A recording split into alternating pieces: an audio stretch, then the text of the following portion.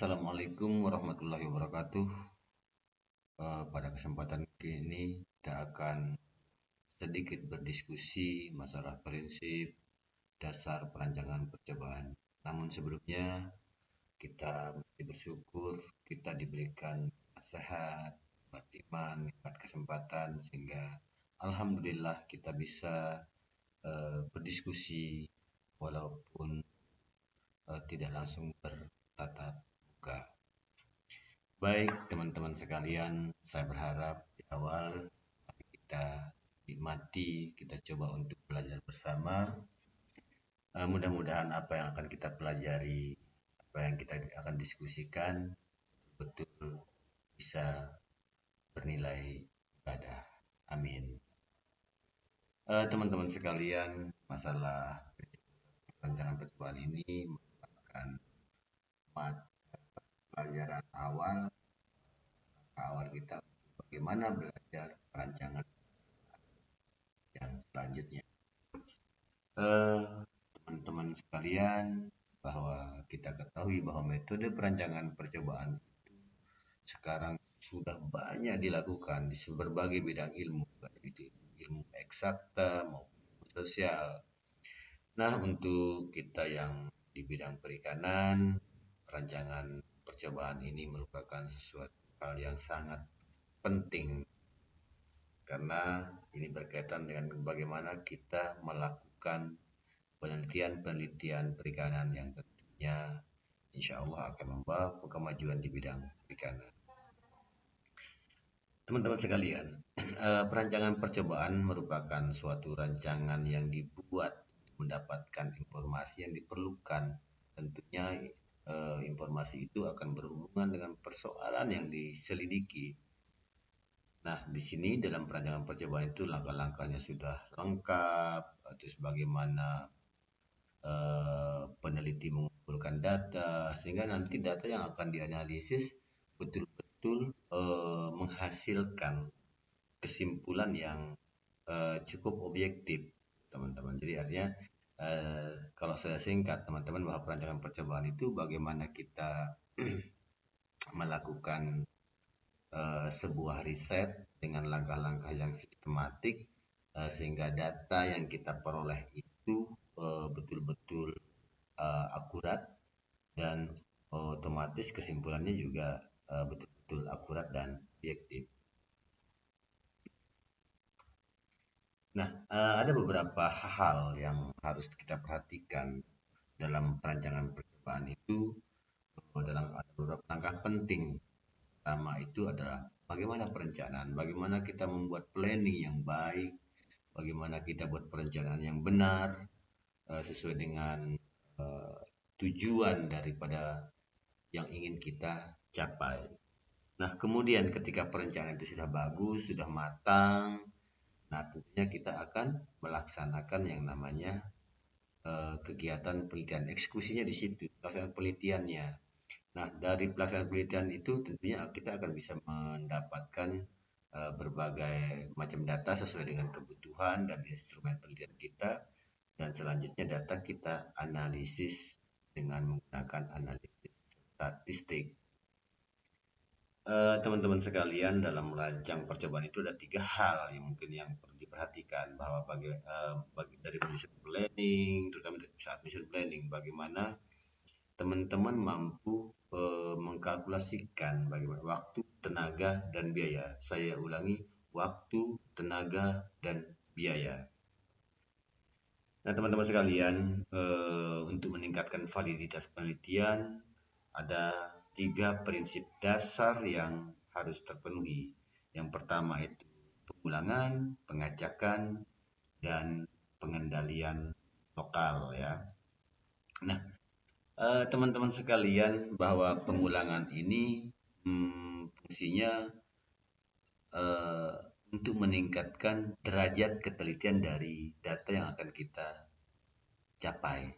Artinya bahwa semakin banyak ulangan, maka semakin akurat data yang akan kita peroleh. Kemudian ada pengacakan. Maksud dari pengacakan ini, ya ini teman-teman ya, maksud dari pengacakan ini, randomize ini, bahwa ini untuk bagaimana kita melaksanakan penelitian itu betul-betul bisa objektif, gitu. Jadi untuk mengedepankan objektivitas atau menghilangkan minimalisir subjektivitas, maka dalam percobaan itu kita harus melakukan randomization itu ya, pengacakan, randoman. Kemudian ada yang ketiga itu adalah bagaimana kita pengendalian lokal, bisa melalui pengelompokan satuan-satuan percobaan, gitu teman-teman. Nah, cuman replication dan terutama di replication ini kita harus juga memperhatikan yang tiga tadi, waktu, tenaga, dan biaya tadi. Waktunya harus cukup, tenaganya harus cukup, dan biayanya harus memadai juga. Karena tanpa perhitungan yang tiga itu eh, kita tidak bisa melakukan penelitian secara baik, dan bisa jadi penelitiannya tidak selesai, gitu. Teman-teman sekalian, percobaan itu merupakan penyelidikan terencana untuk mendapatkan fakta baru. Bukan hanya fakta baru, percobaan itu bisa juga digunakan untuk memperkuat atau menolak hasil-hasil percobaan terdahulu. Sehingga percobaan itu bisa dibagi menjadi tiga kategori, yaitu ada percobaan pendahuluan, ada percobaan kritis, dan ada percobaan demonstrasi. Nah, teman-teman, percobaan pendahuluan ini eh, ya teman-teman ya, bahwa percobaan pendahuluan ini biasanya menjadi rujukan atau referensi bagi peneliti untuk melakukan penelitian selanjutnya. Itu percobaan pendahuluan. Kemudian percobaan kritis itu percobaan yang dilakukan untuk membandingkan respon, misalnya respon A dan B terhadap suatu kondisi tertentu. Nah, kemudian ada percobaan demonstrasi.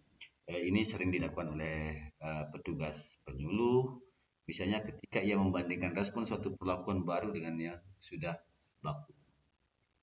Baik teman-teman, selanjutnya kita akan berbicara tentang apa sih tujuan dari suatu percobaan. Nah, tentunya teman-teman ketika kita melaksanakan sesuatu, tentu kita punya tujuan ya, tujuan yang ingin kita capai. Nah, dalam percobaan ini, tujuan yang dari suatu percobaan itu adalah untuk memperoleh jawaban atau atas persoalan atau masalah yang kita teliti. Nah, tentunya dengan hasil yang tepat, walaupun dalam jangka waktu yang terbatas dan anggaran bahan alat yang terbatas juga, teman-teman. Itu jadi intinya bahwa bagaimana kita bisa memperoleh jawaban atas sebuah permasalahan, itu intinya di tujuan daripada percobaan. Kemudian prinsip dasar perancangan percobaan.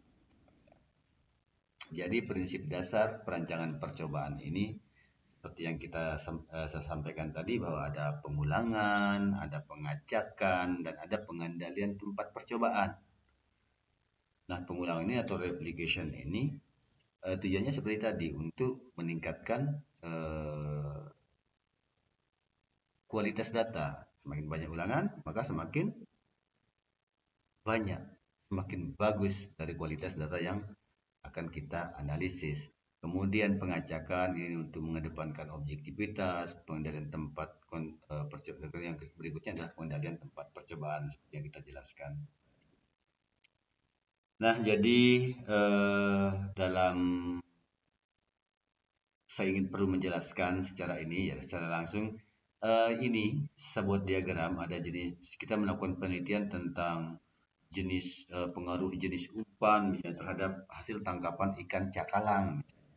Umpannya ada cumi-cumi, ikan rucah, dan ada pengulangannya seperti ini teman-teman, pengulangan.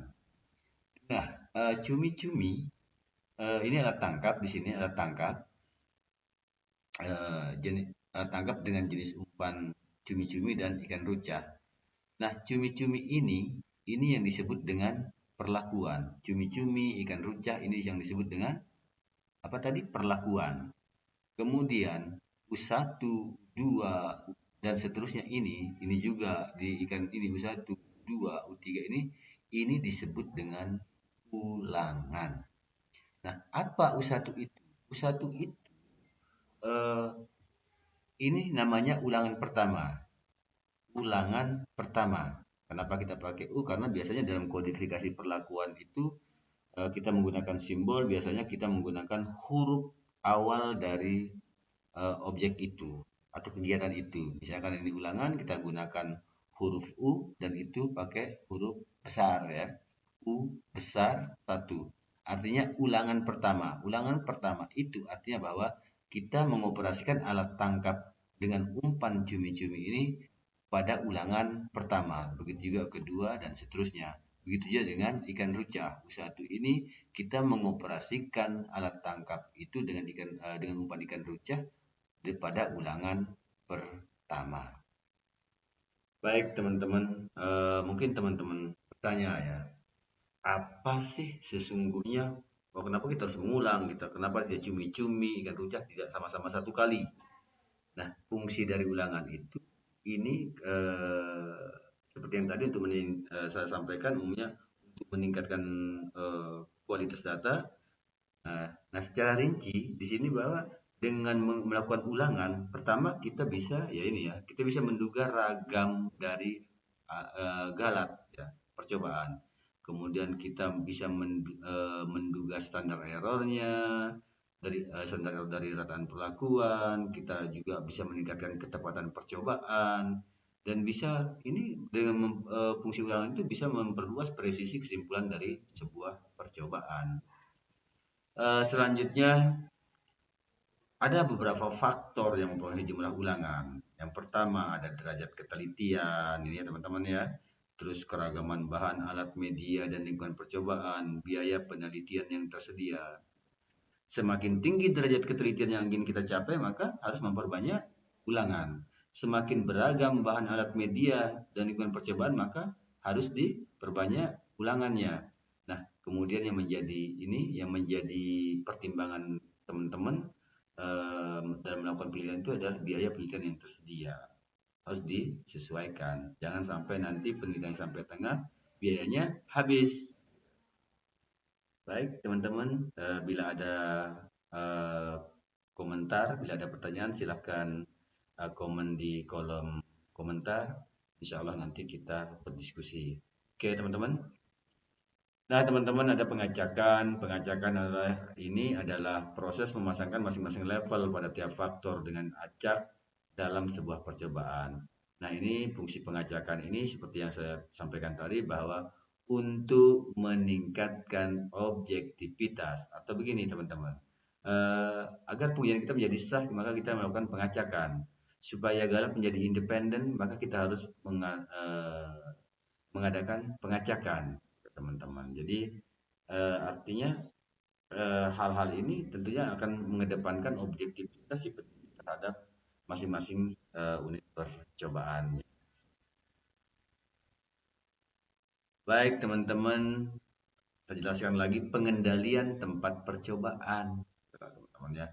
Pengendalian tempat percobaan ini dapat kita kerjakan melalui perancangan percobaan dengan melakukan pengelompokan, terus menggunakan covariabel atau variabel tambahan, dan juga bisa memilih ukuran dari satuan-satuan percobaan, teman-teman. Jadi pengendalian tempat percobaan ini